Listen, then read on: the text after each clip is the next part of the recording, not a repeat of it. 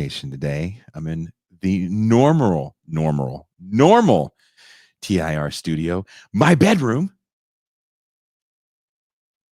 And you guys are already telling some very funny jokes. To listen to this show is one thing, but to watch it live with the chat is an entirely different experience that I suggest you try. You have to try to make it. Good evening, everyone. I'm your host, Jason Miles, here for another episode of This is Revolution Podcast. If you're new to the channel, welcome. So glad to have you here. If you like what we're doing, please, wherever you will be listening to this later or listening to this now, please hit like, subscribe. It's a passive gesture that goes a long way. If you are a returning listener, subscriber, or one of our very valued patrons, fuck yeah. So glad to have you here again. Also, I want to send a fat ass birthday shout to a man that's been on the show a few times, a man that has hosted a big chunk of the TIR crew, Daniel Tutt. Happy birthday, Daniel Tutt. I can't look down because when I look down, the insanity that I see in the chat is insane. I know it'll taper off a little as the show goes on, but keep looking out of the corner of my eye. We are going to go to the champagne room tonight. I promise it'll be a lot of fun because the fun people that come with me in the champagne room are here on this show. A few of them will be joining for a little bit. If you would like access to that fun, if you want to go beyond the velvet rope and see what happens in the champagne room, there's only one way you can do that. Become a patron for as little as $3 a month or $30 for the year. You can have access to champagne rooms past and present. Join us for movie nights. Get the crisis papers for free. If you want to try it out, you can do that too. Yep. For 7 whole days, you too can join us in the patrons only champagne room. Wherever you are watching or listening to the show, there's a link in the description. So you can click that link, become a patron, bam. You can try it out. Now, let's talk about Donald Trump and his battle against what he calls the deep state. When I hear someone speak about deep state, I envision clandestine government agencies engaged in covert operations, from spying on political dissidents to orchestrating coups in foreign nations to protect U.S. imperial interests. When Donald Trump uses the term deep state, however, he's not referencing shadowy operatives or espionage, but rather the approximately 2 million federal employees who, while often performing mundane tasks, are essential to the daily functioning of government. Trump, a self-stylized businessman president, embodies the literal interpretation of that role. Many of his supporters were drawn to his promise of applying business principles to government, a perspective that aligns with the frequent metaphor of the nation state as a business.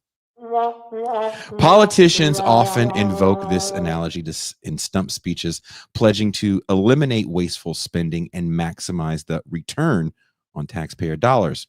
For Trump, this approach translates into an aggressive stance against the federal bureaucracy, which he views as bloated and insufficient.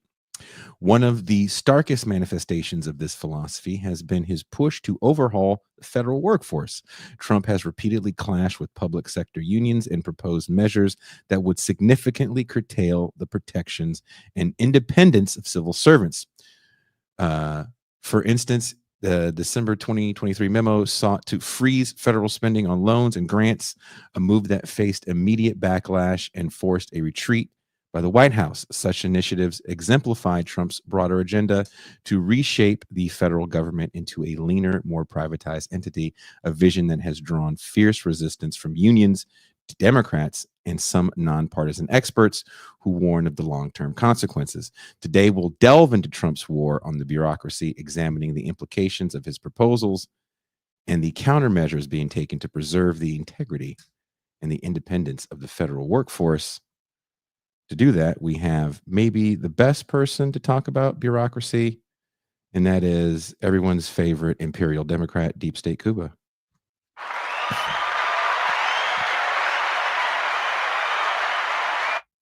Cuba. Yeah, I had to fill out so many disclosure forms to appear on this show. Did you get that They do video? not like you. Yeah, Cuba, did you get that video I sent with the Death Star exploding, but it does it where you can see every facet of the Death Star exploding? No. You didn't see that? I didn't see that.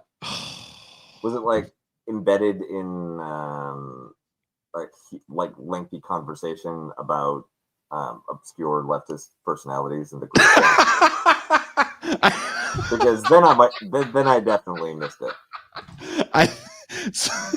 So after our secret conversation, I sent that and I tagged you on it because I wanted you to see that because it was actually really. I thought it was kind of cool. Maybe the rest of the guys on the show saw it. Coming all the way live from his secret lair in Southern California. Sometimes he's my neighbor. All the time he's my friend. He is Ben Burgess. You say that, but I just realized that it's been a minute since I've been on the main show. That's definitely a different intro video than I remembered. Is it? I think so. Oh, because you're not on the main show. Yeah. There were some purges, like certain figures were rehabilitated, other figures fell from grace. You need to rotate the reds every once in a while. It can't always be vermilion. We lost it. We had to change services. We lost for the restream shift, yeah. Yeah. And I asked Gene to make a new one, and he just said flat out no. Yeah, well, that's Gene.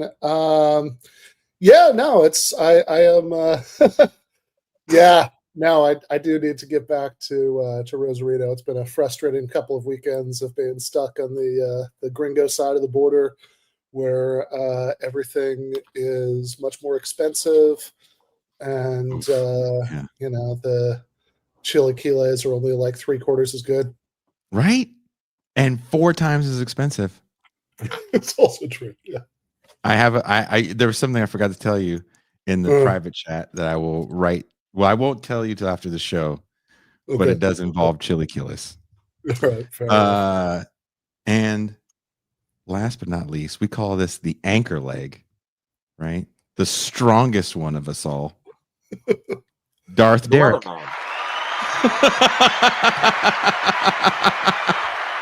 The angriest one of us all, anyway.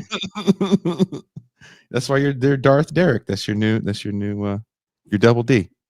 I'm double D now that I can't be white Sean King. Sean King, since I have my hair's too long and I gained some weight. Yeah. Well, it's also winter in Utah, so you have never been this pale. That's also true. Yeah. When Cuba looks darker than Twilight territory. Yeah. Cuba, you've explained this before, but maybe you need to explain it succinctly for people one last time. When Trump talks of the deep state, and wanting to get rid of it, what is he really talking about? And why does he hate these bureaucrats so much? Well, every U.S. government agency, whether it's the Department of Defense, the Department of Transportation, parastate organizations like the USPS will have some federal employees in it. The Foreign Service at the State Department, for instance, the people who work at embassies, who work at consulates, who represent the United States internationally, all of those are federal bureaucrats. The people administering Pell Grants or Medicare or Medicaid, the people buying aircraft carriers from the private sector, because of course, even defense has been largely privatized. Those are all members of the federal workforce. Indeed, every uniformed officer serving, officer or soldier, seaman, airmen. Is it still men at the end of all of these? C person. Like, yeah. In any case, all military personnel are also part of the federal workforce, and that's the organization through which any kind of political, any state authority or state function operates. It's composed of people, and the individuals may not matter and can be easily replaced, but as a class, well, even at the individual level, there are the place of these white collar workers, essentially. The influence that they have has allowed them to protect themselves through unionization. The federal public sector unions are one of the few ones remaining. And through successive acts of Congress, the process by which that bureaucracy is staffed, their career progression, has all been regularized, standardized, and laid out. Now, over time, the civil service attracted a certain type of person, one which skewed more and more democratic in general. This varies agency by agency. For instance, DHS is generally very reactionary, but for instance, the Department of Education, the State Department, I'm not saying that they're leftists, but a lot of them are liberals. And there's also a collective esprit among civil servants. The very term, very word civil servant, distinguishes them from regular office workers. And there are all of these ritualized commitments, oaths to the Constitution, that kind of thing, because you should be working for the interests of the nation state. So all of that resulted in a class of people, ones that were essential for the exercise of state power, working, not sharing the agenda of the president, who's nominally their boss. And when you look at it from that kind of perspective, in his first term, it was basically partly a labor action that derailed some of his plans. Some of it was personnel at the top, some of it was personnel across entire agencies, but you did have slow walking and anxiety about fulfilling his orders, right? Whether it was things like the Muslim ban, which also attracted legal action, but often by other PMC bureaucracies, sometimes state level governments. Now that Trump understands how a bureaucracy works and what the importance is of having cadres in all the right places, he's going after this entire class of federal employees, stripping them of job protections. There's going to be entire units and programs have been cut. Attempts at, including in ways that are designed to stop the flow of money to people outside of the government through the form of grants or aid. So that entire structure, the state apparatus, it's not spies, it's not just cloak and dagger supporting Israel, Mossad, CIA type stuff. The entire organization that supports the federal government governing is on the block and ripe for reengineering. That's the promise of the second Trump term. How do you personally feel about that? I'm very desensitized at this point. Like, I'm one of those guys who have seen way too many horror movies, so I can just sit through like some Saw style splatter gore and be like, that I don't think a femur breaks like that. And so, objectively, this is terrible. This is very, very bad. The people who, ideologically, when you manage to establish a pipeline of personnel that are committed to your program into the government apparatus, well, now the entire power of the state is at the disposal of somebody who doesn't share your vision for the future, and somebody who may have interests that are deeply contrary to yours. There's no more bricks on this thing, right? There's no humanizing influence. The most dangerous periods, the most extreme periods in authoritarian countries, the Third Reich and Soviet Russia included, was when the party state had finally succeeded in removing all of the old bureaucrats and replacing them with the most committed ideologues. That's when you can really use state power to do crazy things. To a certain extent, what came before was a little bit of kabuki, where from the 70s onwards, or following the notion, the feeling of unity and solidarity of national mission provided by World War II and the Cold War, that helped solidify a particular kind of truce between political factions, where the state apparatus, although it needed to be, McCarthyism got rid of actual leftists, but what was permitted, what stayed behind, was this ideological space, which included center-right left and center-right forms of American liberalism, and a willingness to play by rules, drawn up by this nominally neutral cadre of people whose loyalty is not to the political parties or to particular leaders, but to the state as a whole. And that politicization,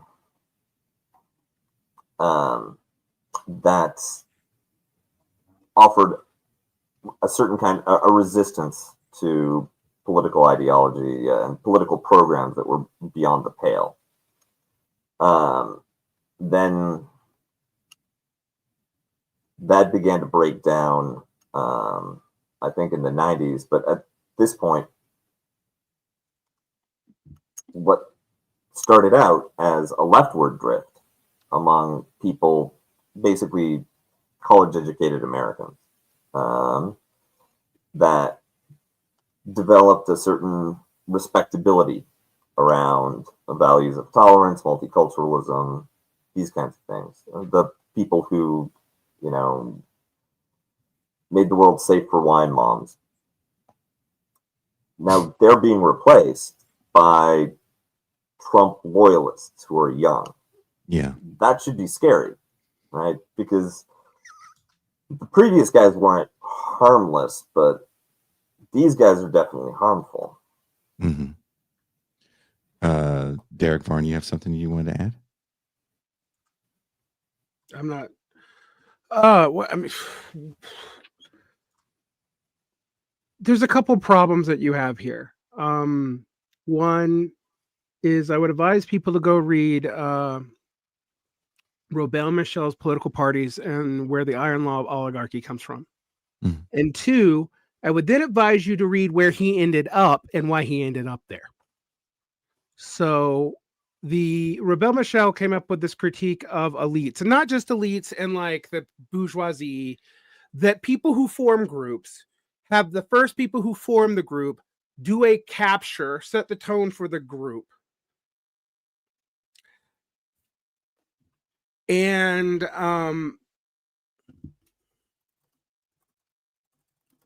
you okay? And what happens when you do that is that even from just sincere commitment, form a coterie around themselves. This is a block to other people entering. This is where bureaucratic capture comes from. This led to this theory that was picked up by James Burnham, looking from the school, and the managerial elite. And what that led to was this idea that all the world's economies had gone through an entrepreneurial period and subsumed themselves to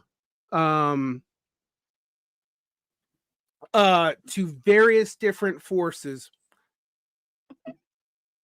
And to do that, they had needed to deal with the complexity of their societies by training managers, and these managers formed a coterie that was one of these elites.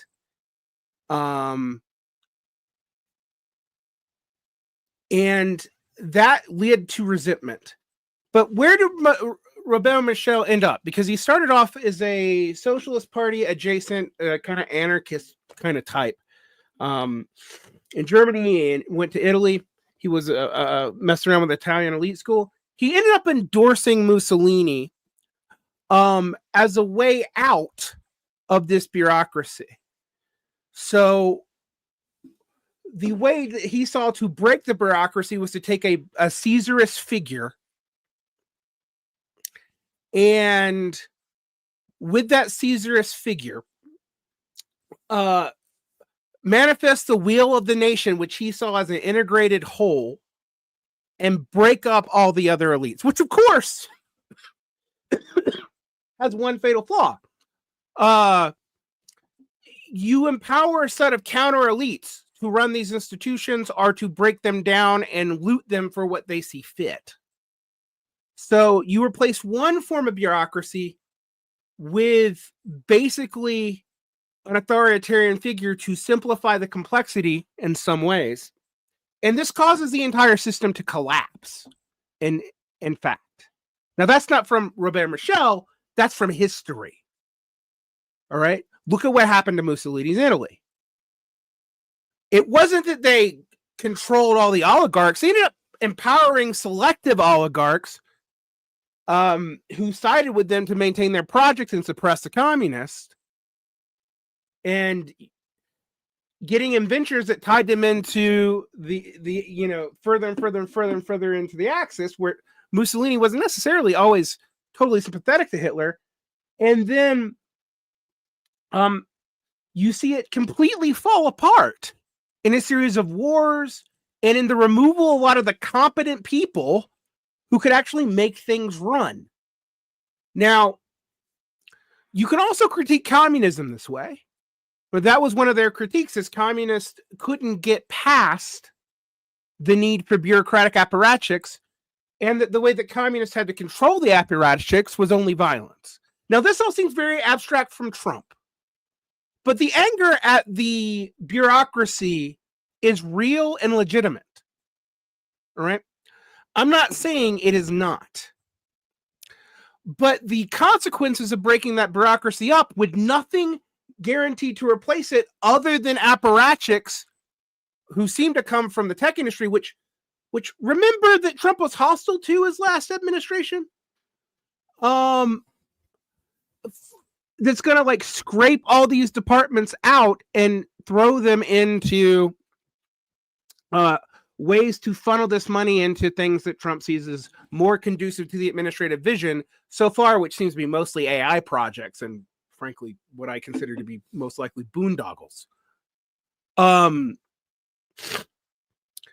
second what Cuba says, there's also downstream effects. You go after the apparatchiks to make sure the money arrives, and all of a sudden Medicaid doesn't work in 50 states because all the portals are down.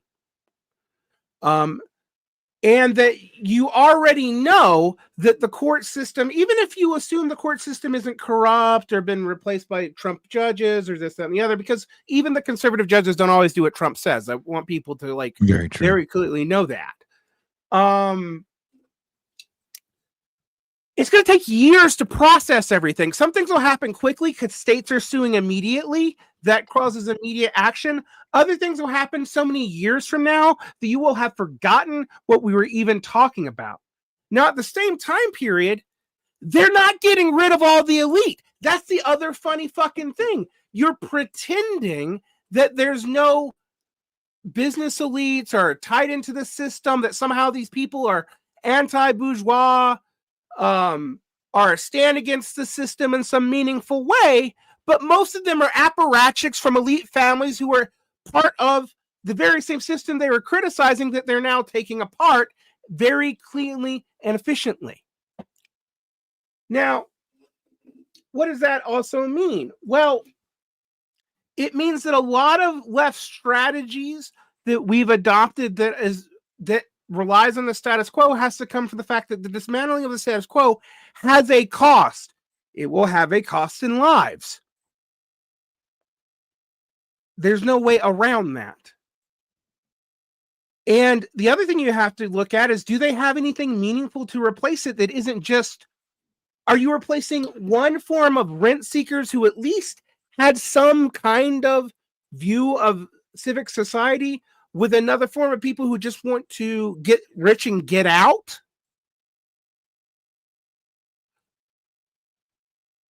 That isn't breaking up the bureaucracy. That's looting it and giving it over to people who already have power. So we have to ask ourselves this.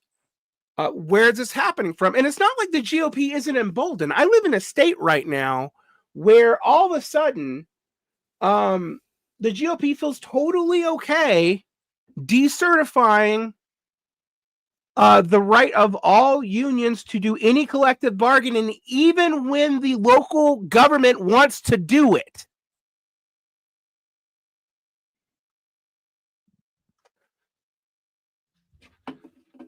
Now, there's a lot of dead weight in union bureaucracy. A lot of it's awful. I'm not going to lie.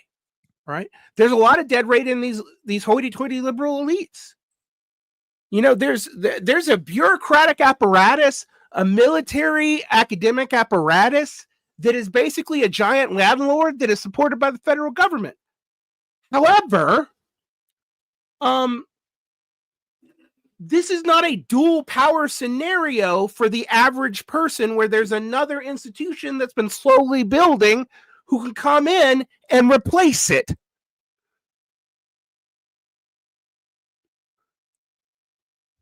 So you're going to be left in chaos. And the metaphor is actually apt. They're going to strip the copper wiring out of the house, even though the house was not all that legitimately built in the first place, and no one's going to get shit. All right, well, I'm done. Speaking of someone that's going to get all the shit, Ben Burgess. He does get all the shit. That's actually. Would you like to chime in here? You're muted. Sure. One thing that's interesting is if you look at the rhetoric of the right and of a lot of Trump adjacent people right now, that like some of what Varda is saying is weirdly not far from their own conception of what they're doing, right? So I'm thinking here about even the sort of like, you know, weird edgelord pseudo-intellectual types.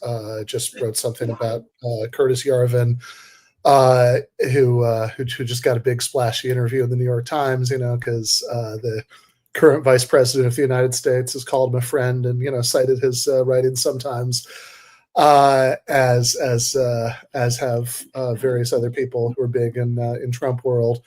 And if you read what somebody like him says,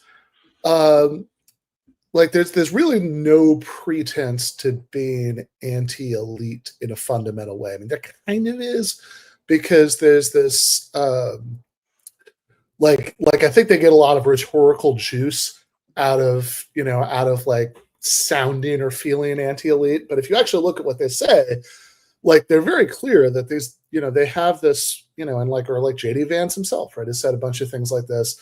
They're very clear that they have this worldview where you're just going to be ruled over by some sort of elite regardless. That's totally inescapable. And so the only question is whether you're being ruled by like a, good, virtuous, I don't know, based elite, or by like a bad, New York Times reading woke elite.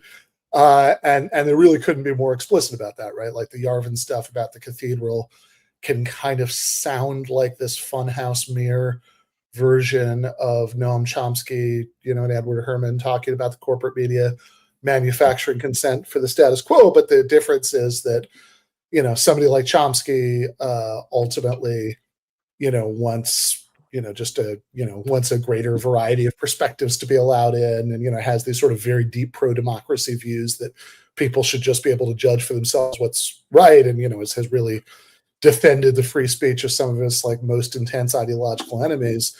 Whereas, the sort of Yarvin types are very explicit that they're like, no, we just want to manufacture consent for our shit, right? Like, we don't think that the peasants are capable of figuring this stuff out for themselves at all, right? Like, they obviously need to be ruled by somebody, right? So it's very, in some ways, the project is very, very explicitly, we want to purge the elites to get them to ideologically align with us, and which overlaps with some of what Kuba and I wrote about before the election about Trump wanting to purge the deep state so he could weaponize it, and it also, like, if you look at some of what Trump has said, and I do take great comfort from how incompetent a lot of this has been. That also gets to some of what Varn was saying. And I think some of this comes out of this flood the zone strategy that Trump has had in the last week or so. That's like they're just trying to do so many things at once that nobody can keep track and nobody knows what to respond to. But like also that means that they're doing a bunch of stuff, kind of without like filling out the forms that you're supposed to, so it can just get thrown out right away. Yeah. Like you have all these laws, they're like, oh, you have to wait 60 days before you do this or that, and they're just ignoring that stuff, which makes it trivially easy to throw out. But I don't know. I mean, the thing that really hit me about this, I was like reading a description of the funding, pause, and like even some of the language used to describe it, was this stuff like, oh, we're gonna make sure, that all the funding gets frozen until we can like make sure that none of it's going to anything woke, right? Like that's the way they actually put it. And it's like, man, it's I guess Ron DeSantis won that primary after all, because I remember during the Republican primary, Trump making fun of him for constantly calling things woke and saying like, I don't even know what that means. And isn't that this whole thing? Like we're gonna put this freeze on all this federal loan money because we have to make sure you're not doing DEI initiatives. Yeah, right. And I think I see Paul Prescott in the chat talking about collective bargaining agreements. And it's like, I think that really, probably gets to outside of like the true believing weirdos, of whom there are plenty in and around the Trump administration. I think that at least gets to what's like really at stake for a lot of these people, right? It's like, well, it's just like completely ruin, the bargaining power of these federal workers. And, also like, again, as part of the flood the zone fuckery, one of the things that Trump just did that I think a lot of people are just sort of registering is another example of, oh, he's like going after some agency that libs like, and they're, making little procedural, whining noises about it, is he just illegally fired one of the members of the National Labor Relations Board. Law is like very clear that you're not allowed to do this, that, you can only remove them with cause and you have to wait and blah, blah, blah. Right. Which, again, I think kind of gets lost in the shuffle, but I mean, that's really part of the, I mean, they're, but it takes it down to like the NLRB doesn't have a quorum anymore, and, and stuff that might've gone through them can go straight to the courts now, which takes place in the context where of a bunch of oligarchs, including, Trump BFF at the moment until they have a falling out in 6 months, Elon Musk, are trying to challenge the constitutionality of the NLRB. I mean, like, so it is part of this, like, actually really ambitious effort to, undo the New Deal. What do you say to people that have, let's call them leftists, that are not fans of the NLRB? It's got a history. We all admit it's got a history. And they think maybe the dismantling of it under this administration may be a good thing. What say you to that? Yeah, I mean, I would say that the track record of this theory sucks. That if things just get enough better, then everybody's going to draw. The working class will all draw the conclusions from it that we want them to draw, and it's actually going to work out well for us. It's like we're doing some complicated pool shot, and it never seems to work out that way, I've got to say, in practice, or certainly not predictably enough that it makes any sense to think of this as a strategy, right? And so I would gently suggest, or maybe not so gently, because I think some of the people you're talking about really suck, that if you're cheering on the destruction of the last bit of organization or structural power that the American working class has, on the assumption that you're playing 12-dimensional chess and it's ultimately, is ultimately going to lead to some sort of socialist revival, it doesn't strike me that you're being helpful. Gotcha. Why do you guys do you think this approach resonates with people, or do you think Trump is risking alienating a certain sector of his base with this first kind of rollout of his shock and awe agenda? Who's his fucking base? Like, we know that 51% of the voting electorate voted for him, right? We know that a lot of those people actually had profound negatives. We know that a lot of what he said he was going to do does not poll well. Does it matter? Does it matter? Yeah, I think so. Why?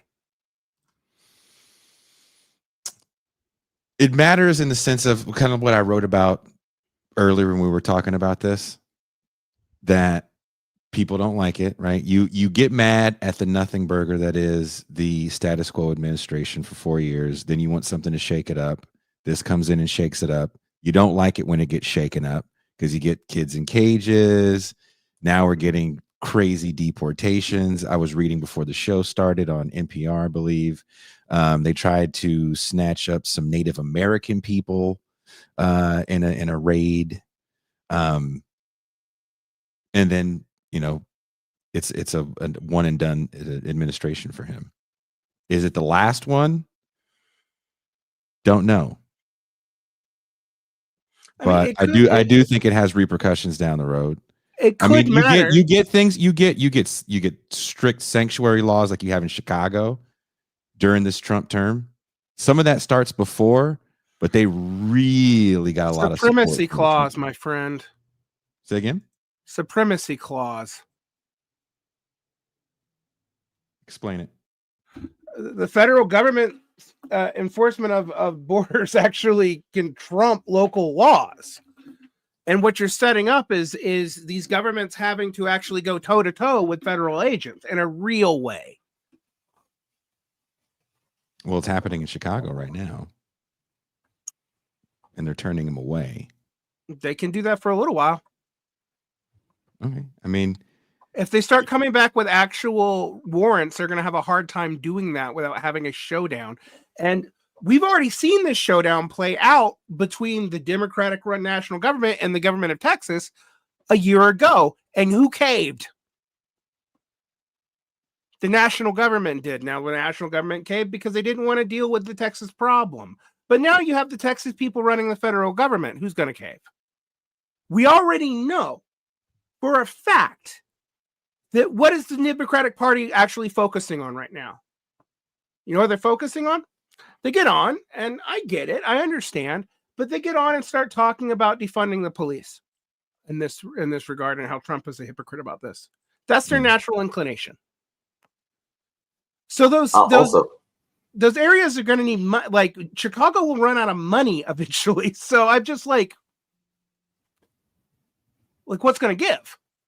Are they going to be able to maintain that, pay to protect those people, and also maintain their social services that they're not necessarily getting the money for as soon as the federal courts decide if that freeze is going to stay or not?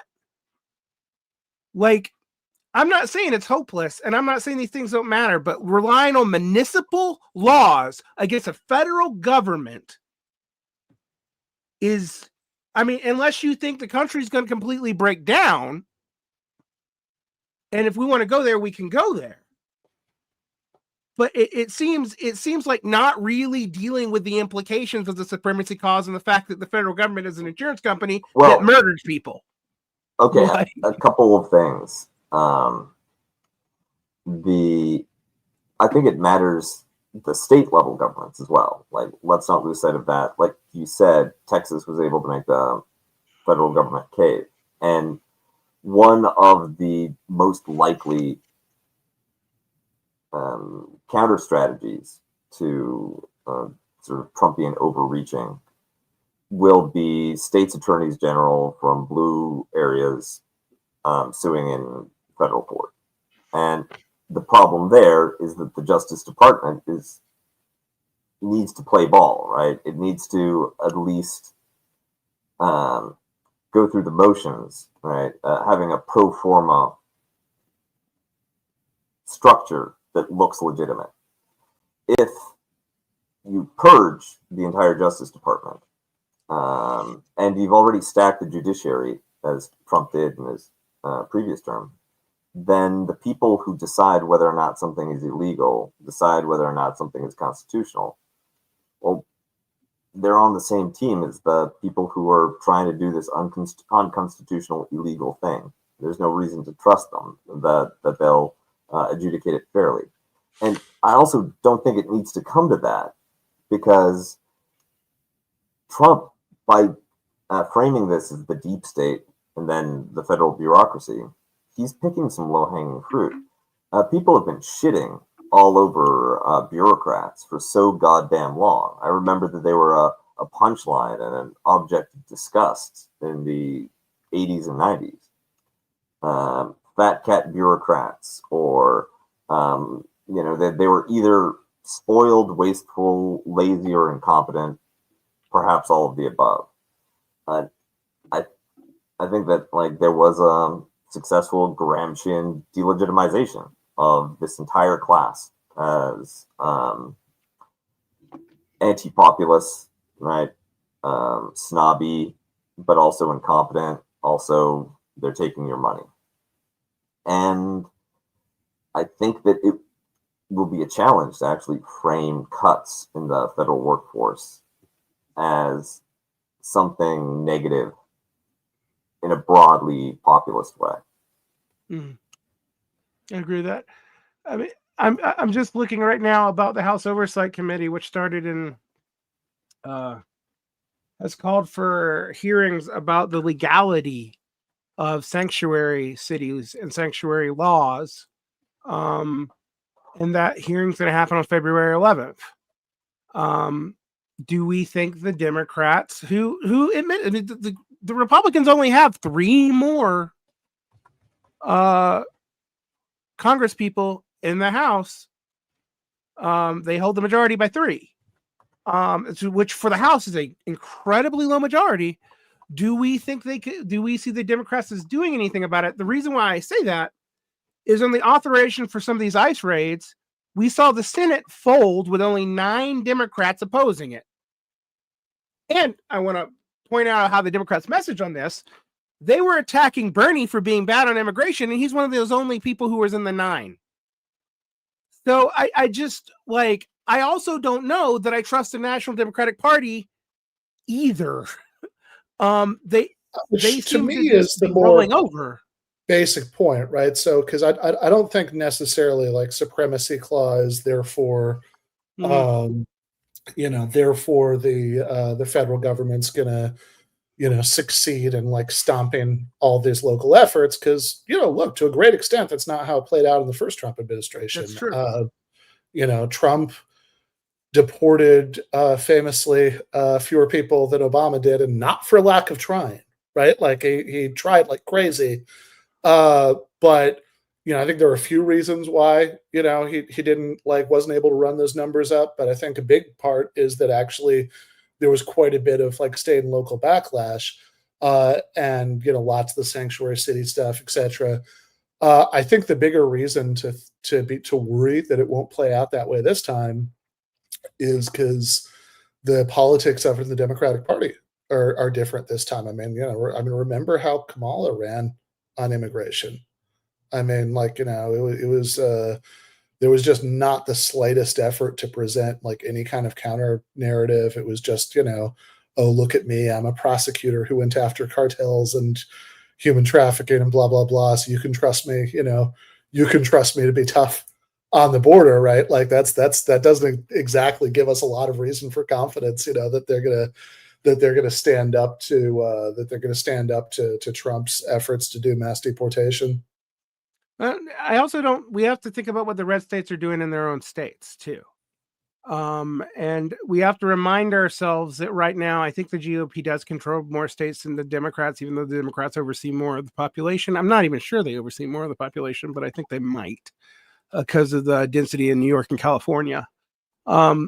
We've seen red-ish movements in those two bastion areas. I don't know if they'll continue, and I don't know what it means. I'm not here saying that Trump's going to set up a dictatorship tomorrow. I actually do think that's the kind of thing that causes a bourgeois coup. But what does it mean that everyone seems out to lunch?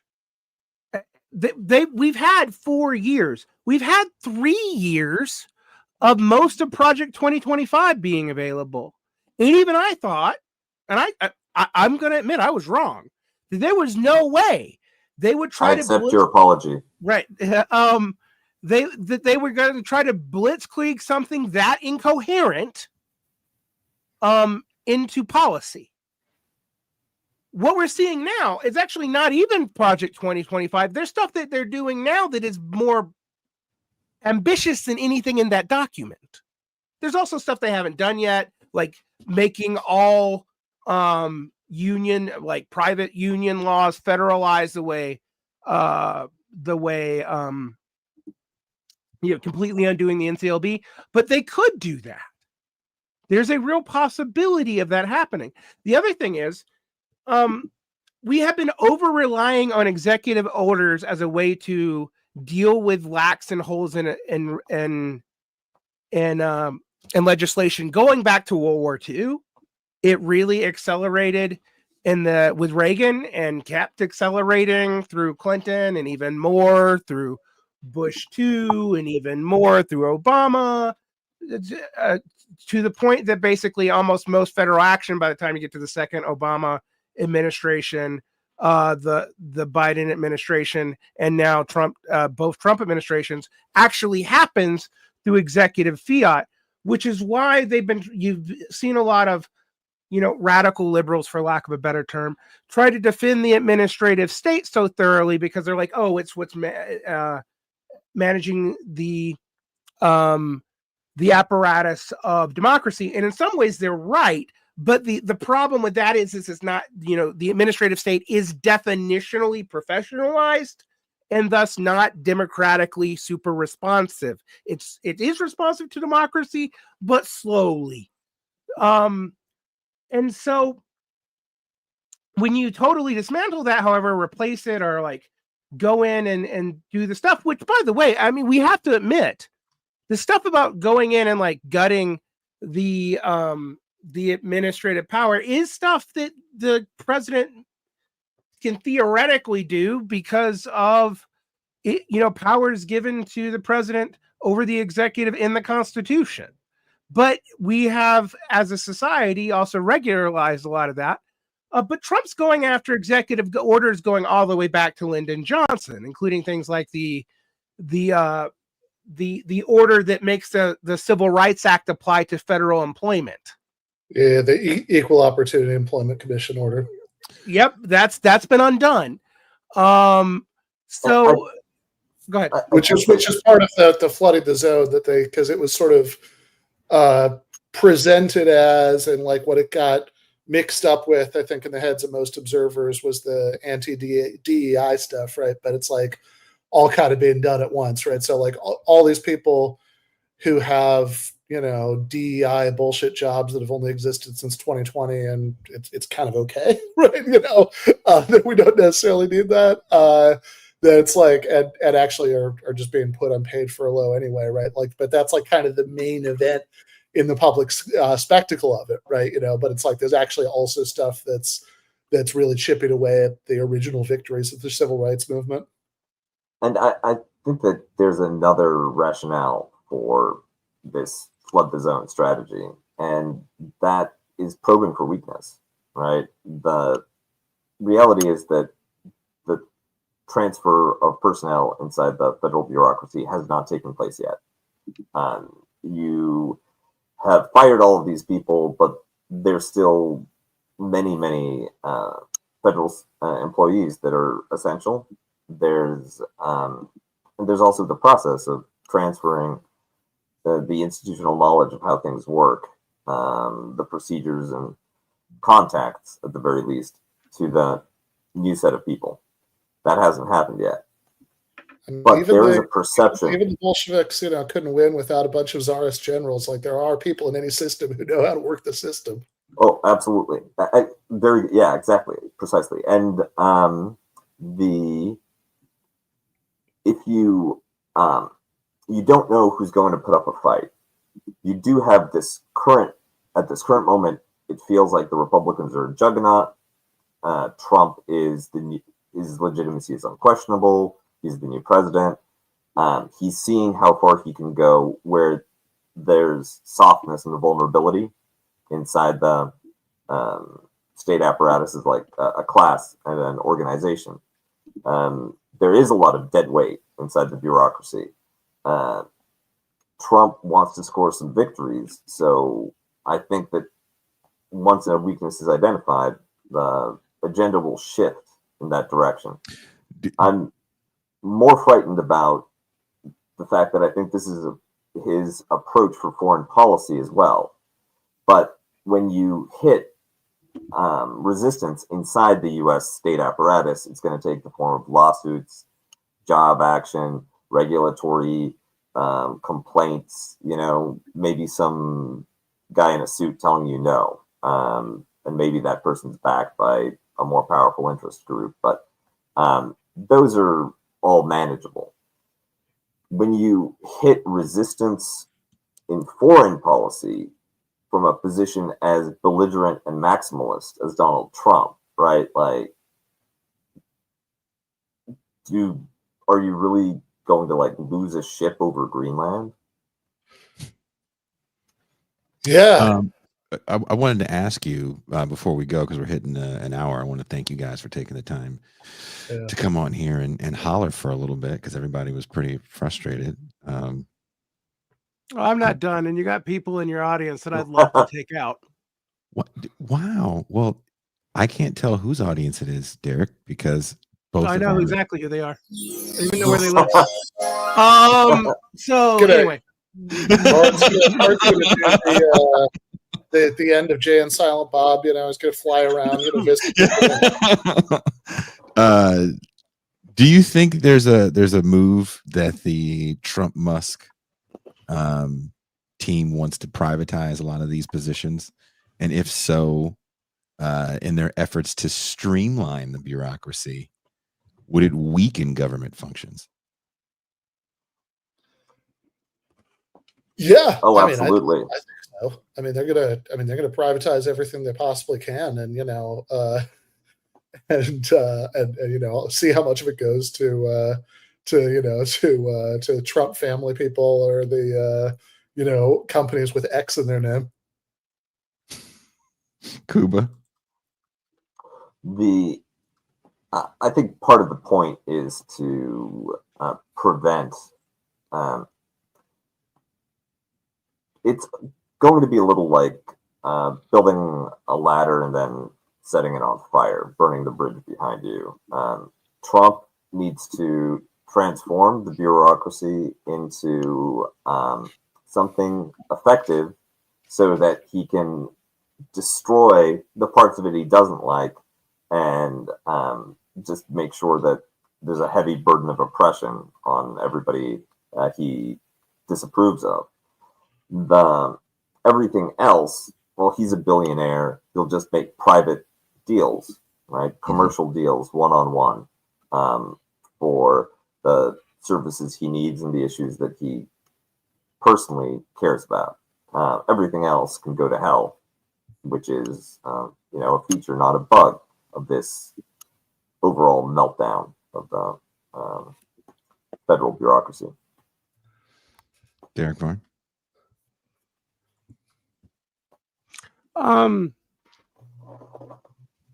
Just bureaucracy was going to crumble one way or the other. Actually, I don't want people to understand that I have pointed that out. And it's been my contention that some of this stuff was going to happen eventually anyway. What I am so angry about, however, is people pretending that they have a plan and how this is good and how they are now identifying themselves with these actors who do not give a shit about them, particularly people in even other countries who have now got somehow attached to U.S. politics. And I'm all about internationalism, but this is projection.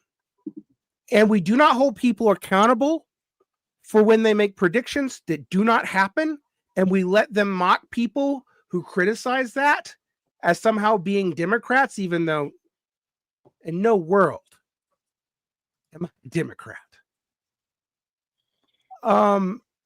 What's going to happen is a lot of what we needed to build for over the past decade and a half has been squandered on trying to save something that we couldn't save.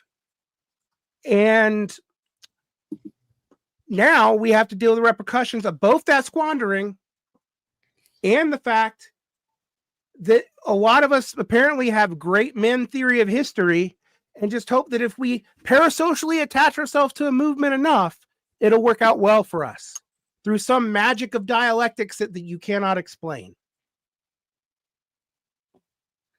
The reality is a whole lot of stuff is going to come home to roost. And the idea that even a country as well situated as the United States is just going to do well because it is democratically popular for things to happen because people are legitimately frustrated and have no real outlet of their own creation or to handle it, that's going to automatically lead to things going great, and we're just going to get rid of the dead rate of all the apparatchiks and bureaucrats and after Trump us. Is that what we're arguing? Is that really what we're arguing? Because the analogy, as much as I don't throw around the F word, is pretty apt. All right. And on that cheery note, I would just say, with regard to the F word, I think that something to think about is that, the more sort of bleak a vision we present of Trumpism just being totally effective and getting everything they want, that there is a danger that this ends up doing their work for them, right? Because a lot of, when it comes, for example, to deportations, right? That when they don't actually have the capacity, to deport that many people, right? That they're banking on spreading fear of deportation and having that kind of do the job, right? Which is an example that I think stands in, for a lot of other things, right? That, I think that these people, I mean, I'm not saying it's bad. I'm not saying it's good that any of this is happening, right? I don't believe in the 12-dimensional socialist case for invading Greenland. But I in fact, I mean, I'm willing to be the guy who's a tremendous lib who will unabashedly say I think it's much worse that Donald Trump is president, than if he weren't president, because that seems just obviously true to me. But I also think that these people are not that competent. They don't win everything, and I think that there's an extent to which in the effort not to minimize the badness of what's going on, we can end up sort of pumping them up and making them seem much more formidable than they really are, and effectively, signal boosting their efforts to get everybody to give up and be afraid of them. And I would just also caution people not to do that. Kuba, do you have any closing remarks? Yeah, I think what Ben's talking about picks up a little on the idea that this is a probing attack. You're flooding the zone. You're trying to do everything because you want to locate the hard targets and you locate the soft opportunities. And the resources available for the right-wing Trumpist coalition are finite. They're great, but they're finite, and they're contingent on things like the coalition staying together. We've already seen some fractures. There are factional lines being drawn.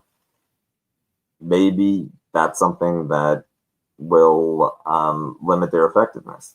Also, when they do hit obstacles like local communities might effectively resist deportations, they, rather than escalate necessarily and create problems for themselves, right? There's going to be a brute political calculus at work. If you make the costs high enough politically, through bad press, publicity, counter mobilization, then it's not that the badness will stop. They'll just find a weaker target. And as a result, right, not everything needs to be go their way. But it is a very dangerous time, because all of the crazy things from Trump first term, now there's a blueprint to achieve them. Well, thank you guys for hanging out with me. Thank you, Paul Prescott, for your comments. See you on the show next week. We're doing this show because Paul flaked. We coming for you, nigga. He didn't flake. He had a real union stuff to get to. So you guys all agreed to come on. I didn't know Derek Farm was going to come on and be so I have real unhappy. union stuff to deal with too, honestly. Then can we make some jokes in the champagne room and you calm down a little bit? No. Please? No. For me? I'll come in. Okay, for you. For me? One thing I want to say, I don't want to sound against localism at all. In fact, if you're gonna do things, that's where you need to operate right now, is in your state, in your sphere of influence. What your parasocial connections, that stuff is only useful for like trying to figure out what's going on. A lot of this has been spectator politics, though. And while I actually do get Ben's thing about unfairing mechanism and just feeling like you're going to get rolled over and tired, I'm also kind of tired of lying optimism, because there has been, for the past 5-6 years, this idea that the other side doesn't learn, they're just going to do the same things, that it doesn't matter, that nothing ever really changes. And yet we've seen stuff that hasn't happened in the last 48 hours that really hasn't been attempted in this kind of direct way, with this much going on in a long time. It doesn't mean it isn't defeatable. I don't think Trump's the end of the world. Whether or not people want to debate about the F word and what is or isn't the F word, I mean, these are nominal concepts. Do what you will with them. you can make whatever you want out of it. If you want to believe everything is fascist, that's okay, particularly when you're like a fascist philosopher in your name. I don't really care. But I think this idea that things will just go your way on their own, that the federal apparatus will just come out on top, or any of this, that things are just going to correct themselves, or some foreign power is going to fix it for you. That's what I want you to drop. It's not that you're powerless. You have power. But you have to realize where your power is at. And a lot of us don't. And maybe it's time we quit, just watching all this stuff for entertainment. And I say that at risk of my own fucking channel. Like, listen to all the stuff for entertainment and actually learning what's actually going on in your area, learning what these laws are, and pacing yourself so you don't burn out. Because the other thing is, a lot of the people that you would have saw 6, 7, 8 years ago are already burnt out. That's all what I want to live on. Then I'll make jokes. I don't, I'm angry, but I don't really care about the rest of it. You guys can call anything what you want to. I don't really care. Have a nice day. We'll be going to the champagne room. And Derek, you will be joining us for a little bit. Yes, of course. Okay. I'm not going to end on threatening your audience and not make jokes. Okay. Well, it's fun when you're there. We invent new slurs. That's a plus. Lovely.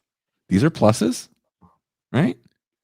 I have picked some of the best videos the internet has to offer to show you people. So it's going to be a good time.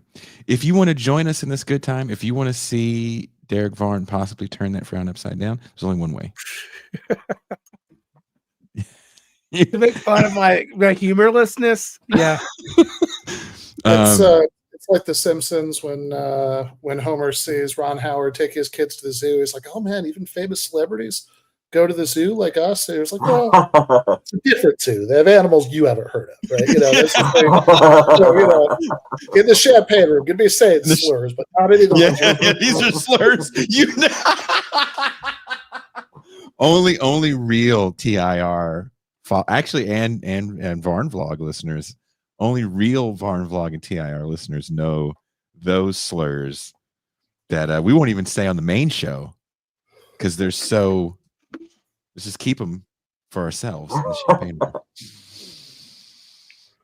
I can send you the link, Derek and Ben, if you guys want to share it with your patrons. Do you guys want to do that? Sure. Yeah. So if you're a patron of the Ben Burgess Give Them Argument, if you're a patron of Varn Vlog, if you are a part of Kuba's OnlyFans, he just files paperwork in his tidy whities.